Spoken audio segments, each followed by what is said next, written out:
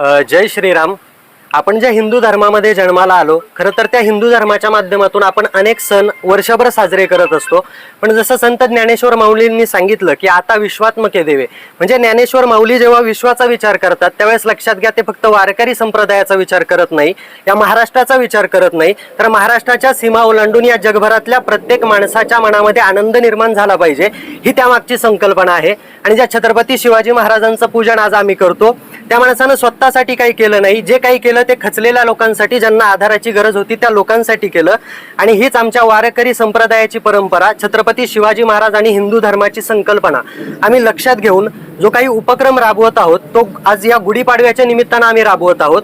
आणि यामागे एक विचार आहे की गुढीपाडवा साजरा करत असताना तुम्ही एखाद्या शोरूम मध्ये जा, तिथं लोक 4 व्हीलर गाडी घेतात, 2 व्हीलर गाडी घेतात, म्हणजे गुढीपाडवा आम्ही आमच्या वैयक्तिक जीवनामध्ये आनंद आणतो. परंतु आज सकल हिंदू मित्र परिवाराच्या वतीनं आम्ही असा विचार केला की एखादी गाडी आमच्या आयुष्यामध्ये येईल तेव्हा आमच्या आयुष्यामध्ये आनंद येईल. परंतु आज जर ज्या लोकांना खऱ्या अर्थानं काही गोष्टींची गरज आहे, समाजाचा आधाराची ज्यांना गरज आहे, आपल्या कुटुंबापासून ते दूर राहतात आणि समाजापासून त्यांना काहीतरी अपेक्षित आहे, अशा लोकांसाठी काहीतरी करावं.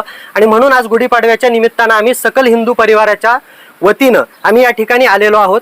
इथल्या रुखमाई गोविंद मतिमंद निवासी विद्यालयामध्ये आम्ही कूलरचं वाटप केलेलं आहे आणि या मुलांसाठी भोजनाचं आयोजन केलेलं आहे.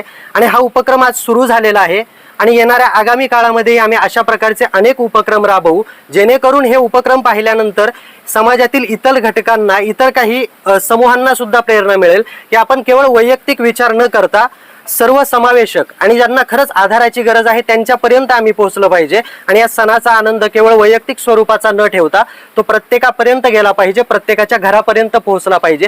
ही आमची यामागची प्रामाणिक संकल्पना आहे. आजपर्यंत आम्ही जे काही वैयक्तिक करत होतो त्याच्या पुढे जाऊन समूहापर्यंत पोहोचलं पाहिजे, समाजापर्यंत पोहोचलं पाहिजे, ही आमची संकल्पना आहे.